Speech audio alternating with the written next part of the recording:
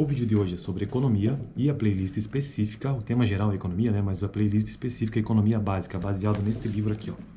Introdução à Economia do Mankiw, um livro básico aí da maior parte das faculdades de economia, da matéria de introdução à economia mesmo. Então eu estou seguindo este livro e já estamos no capítulo 2. Eu já gravei cada um dos tópicos deste capítulo 2 aqui no canal, fiz comentários exatamente como eu estou fazendo aqui, também fazendo leitura. Mas hoje eu quero, já partindo para a conclusão do capítulo, fazer uma revisão de uma das perspectivas. Porque o capítulo 2 diz o seguinte, o título dele, Pensando como Economista. E aqui ele coloca algumas perspectivas, que na verdade são só duas. Pensando o economista como cientista, que é a primeira, que nada mais é do que ele fazer uma análise uma análise em que ele tenta explicar o mundo. Então, este é o economista como cientista, ele tenta explicar o mundo ali, os fatos econômicos, né? E também a segunda perspectiva é pensando o economista como conselheiro de políticas, geralmente políticas econômicas, né?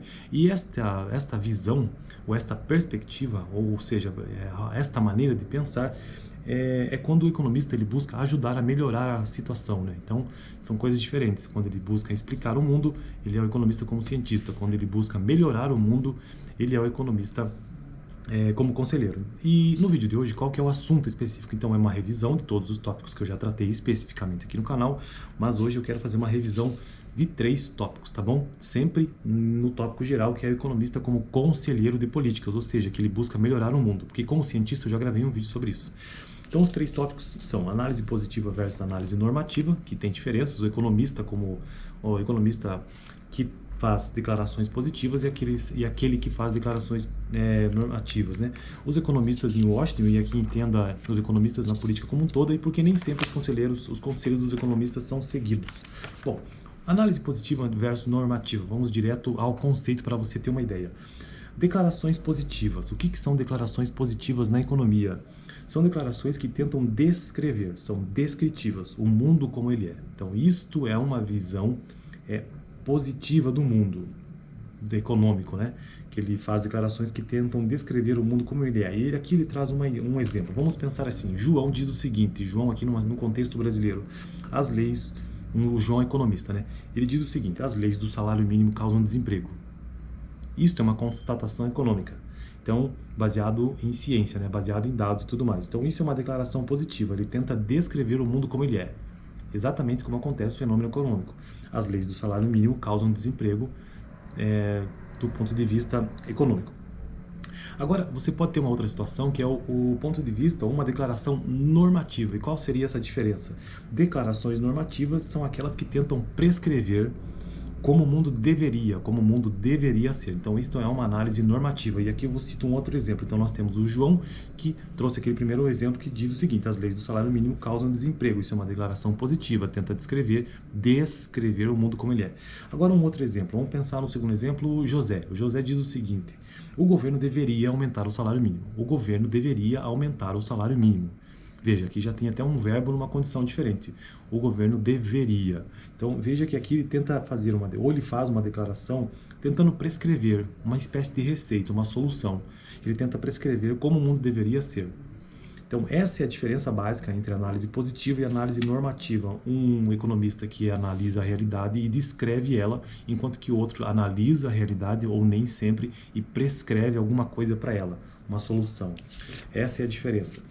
Todos os economistas são capazes na faculdade de sair de lá com estas ambas possibilidades, de fazer uma declaração positiva ou normativa. É de escolha de cada um. Ele pode muito bem apenas descrever o que está acontecendo, como também prescrever. Esta que é a diferença, beleza? Então eu já vou partir para o próximo. Não sei se deu para entender uma noção básica sobre isso aqui, mas eu já vou partir para o próximo, que é os economistas em Washington. E aqui nesse texto, lembrando assim de cabeça, porque eu não quero entrar em detalhes, já que eu gravei um vídeo específico sobre isso, mas basicamente ele traz aqui nesse texto a ideia de que um economista nos Estados Unidos, naquela realidade, ele é bastante assessorado por economistas, inclusive ele tem um conselho de assessores econômicos lá, que já existe desde 1946. Desde 1946 o presidente dos Estados Unidos é orientado pelo conselho de assessores econômicos, que consiste em 3 membros e uma equipe composta por dezenas de economistas. e que anualmente eles precisam fazer um relatório econômico do presidente, Economic Report of the President, ou assessorar o presidente nisso, né, na verdade, né? E também existem outros departamentos que assessoram o presidente.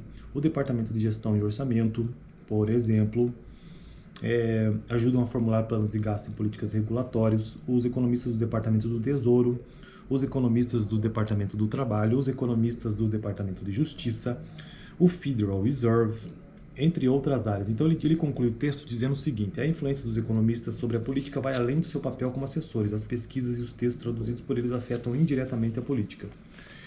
Beleza? Então essa é a ideia de que os economistas estão presentes na economia. E no Brasil, eu não sei exatamente como funciona aqui no Brasil, estou acompanhando o texto aqui do Banquil, né? Mas aqui a gente tem o Ministério da Fazenda, que muito provavelmente, ou mesmo o Ministério do Trabalho, e outros tantos ministérios que você com certeza, ou que nós com certeza aqui no Brasil devemos ter muitos economistas envolvidos. Beleza? E o último tópico que ele traz aqui no texto, ou seja, do economista como conselheiro de políticas, ele diz assim, porque nem sempre os conselhos dos economistas são seguidos. E aqui ele conclui que, apesar de você ter os economistas com essas duas visões, o normativo e o positivo, e que eles trazem os seus conselhos da melhor maneira possível aos políticos, esses conselhos nem sempre são seguidos porque existem outros conselhos que não são apenas econômicos. Então, por exemplo, aqui ele coloca os conselheiros de comunicação instruir de uma maneira diferente, o que é melhor para o presidente comunicar, os conselheiros sobre assuntos legislativos, que é da Câmara Legislativa, os conselheiros políticos também trazem um outro viés. Então, o que ele quer dizer nesse texto é que nem sempre os conselhos dos economistas são seguidos, por isso que tem que pensar nisso quando você pensa em uma política econômica feita por algum ou assinada por algum presidente, você tem que pensar que ali existem diversos conselhos que chegam até ele. Não é somente o conselho não são somente os conselhos dos economistas, mas os conselhos dos políticos, os conselhos dos assuntos legislativos, os conselhos de comunicação, se isso faz bem para a figura do político em si, né? Então, aqui ele conclui dizendo o seguinte: fazer política econômica em uma democracia representativa é uma tarefa árdua, e sempre há boas razões pelas quais os presidentes e outros políticos não levam adiante as políticas que os economistas defendem. Os economistas apresentam informações cruciais ao processo político, mas suas considerações são apenas, e aqui eu quero finalizar o vídeo trazendo esta declaração aqui, as considerações dos economistas são apenas um dos ingredientes de uma receita complexa. Então, como eu já falei isso anteriormente, para concluir o vídeo, os conselhos dos economistas nem sempre são seguidos porque estes conselhos são apenas um dos ingredientes que compõem a complexa receita política, que envolve, entre outros elementos, conselhos de comunicação, conselhos políticos mesmo e conselhos de assuntos legislativos. E isso é bastante comum, acho que inclusive em todos os países do mundo que trabalham com ou que operam sobre democracia, né? Beleza? Então eu fico por aqui, esse foi o vídeo de hoje. Assista esse vídeo que eu vou deixar aqui no final, tratando sobre os economistas como cientistas, beleza? Valeu, até o próximo vídeo que eu trarei um resumo sobre por que os economistas divergem, e aí farei um resumo de 4 pontos. Divergências quanto ao aspecto julgamento científico, divergências quanto a valores e percepção da realidade.